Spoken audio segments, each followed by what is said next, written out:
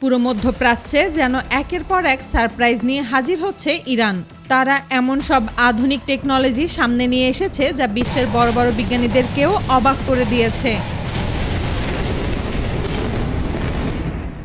এটাকে দেখতে সাধারণ পলিথিনের বেলুন মনে হলেও এর বিশেষ একটা কাজ রয়েছে। বিভিন্ন প্রতিবেদনে বলা হয়েছে এটা তৈরি করেছে ইরানের একদল বিজ্ঞানী। জানলে অবাক হবেন, এটাকে মূলত নজরদারি করার জন্য বানানো হয়েছে। এই বেলুনে রয়েছে অত্যাধুনিক রাডার এবং আলট্রা এইচডি ক্যামেরা সিস্টেম। সাধারণ ড্রোন দিয়ে কোনো এলাকায় নজরদারি করলে মাত্র 30 থেকে 40 মিনিট পর ড্রোনের চার্জ শেষ হয়ে যায়। তাই ইরানের বিজ্ঞানীরা এই বিশেষ বেলুন তৈরি করেছে যা একটানা 15 দিনের বেশি সময় আকাশে ভেসে থাকতে পারে এবং নজরদারি করতে পারে।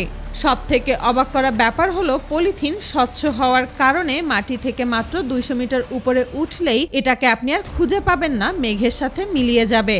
ফলে শত্রুপক্ষ এটাকে খুঁজে পাবে না। বিশ্বের অনেক দেশ জানতই না এই ধরনের একটা টেকনোলজি ইরানের কাছে রয়েছে। এটা যুদ্ধক্ষেত্রের জন্য তৈরি একেবারে অদ্ভুত ধরনের যান। সহজভাবে বললে এটি একটি বিশাল ভাসমান ট্যাঙ্কার যা সমুদ্রে চলতে পারে এবং প্রয়োজনে সরাসরি মাটিতে উঠে আসতে পারে। এই ধরনের টেকনোলজি আগে রাশিয়া বা আমেরিকার কাছে বেশি দেখা যেত। এটা তৈরি করতে অনেক উন্নত প্রযুক্তির দরকার হয়, তাই এমন এক টেকনোলজি ইরানের কাছে থাকবে এটা কেউ কল্পনাও করেনি।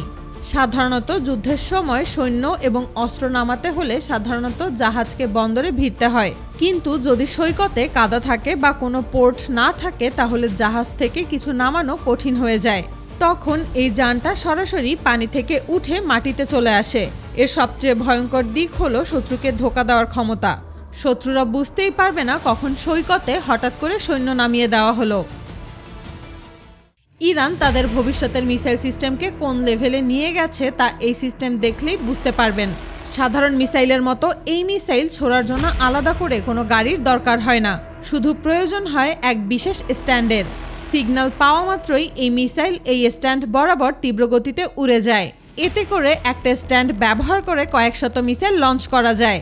বিভিন্ন প্রতিবেদনে বলা হয়েছে এমন টেকনোলজি বিশ্বের অন্য কোনো দেশের কাছে নেই।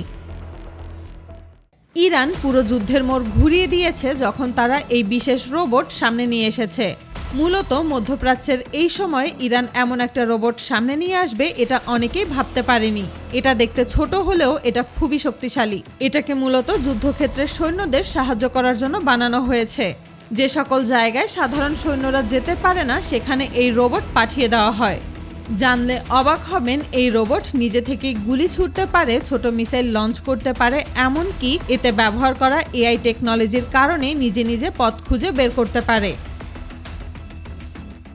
এটাকে দেখতে ছোট একটা খেলনা নৌকা মনে হলেও এটা মাসের পর মাস পানিতে ভেসে থাকতে পারে সোলার পাওয়ারের সাহায্যে। বিভিন্ন প্রতিবেদনে বলা হয়েছে এটা ইরানের পুরো সমুদ্র জুড়ে টহল দিয়ে বেড়ায়। এর প্রধান কাজ হলো সাবমেরিন এবং সমুদ্রে ঢুকে পড়া শত্রুর জাহাজ বা বোট খুঁজে বের করা। এতে রয়েছে আধুনিক ডিটেকশন এবং এআই সিস্টেম যা সমুদ্রের নিচে চলা বা সমুদ্রের উপরে চলা যে কোনো শত্রুকে খুঁজে বের করে তার তথ্য সরাসরি ইরানের নাভাল কমান্ড সেন্টারে পাঠিয়ে দেয়। ইরানের সকল ড্রোন টেকনোলজিকে ছাড়িয়ে গেছে নতুন তৈরি করা এক বিশেষ ড্রোন। জানলে অবাক হবেন, এই ড্রোনের কাজ অন্য ড্রোন ধরে আনা। শুনতে অদ্ভুত মনে হলেও এই ড্রোন সত্যি এই কাজ করতে পারে। আপনার কাজ শুধু এই ড্রোনটাকে শত্রু ড্রোনের দিকে তাক করে লঞ্চ করে দেওয়া। তারপর এই ড্রোন শত্রু ড্রোনটাকে নিমিষেই মাটিতে নামিয়ে আনবে। বিভিন্ন প্রতিবেদনে বলা হয়েছে এটা 320 কিলোমিটার প্রতি ঘন্টা বেগে চলতে পারে, তাই শত্রু ড্রোন যতই দ্রুত চলুক না কেন তাকে ঠিক ধরে ফেলে। মধ্যপ্রাচ্যের চলমান পরিস্থিতির মধ্যে ইরান সবথেকে বেশি ব্যবহার করেছে এই টেকনোলজি।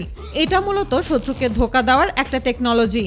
যুদ্ধের ময়দানে হঠাৎ দেখা যায় আসল ট্যাঙ্কারের মতো দেখতে কিছু জিনিস এগিয়ে আসছে, কিন্তু কাছে গেলে বোঝা যায় এগুলো আসলে বাতাসে ভরা প্লাস্টিকের নকল যান। এগুলো সবথেকে বেশি তৈরি হয় চীনে। এই খেলনা যুদ্ধযানগুলো দেখতে একদম আসলের মতো। এগুলো হালকা প্লাস্টিক বা রাবার দিয়ে তৈরি করা। এর ভেতরে বাতাস ভরে এমনভাবে দাঁড় করানো হয় যেন দূর থেকে এগুলো আসল ট্যাঙ্ক বা মিসাইল সিস্টেম মনে হয়।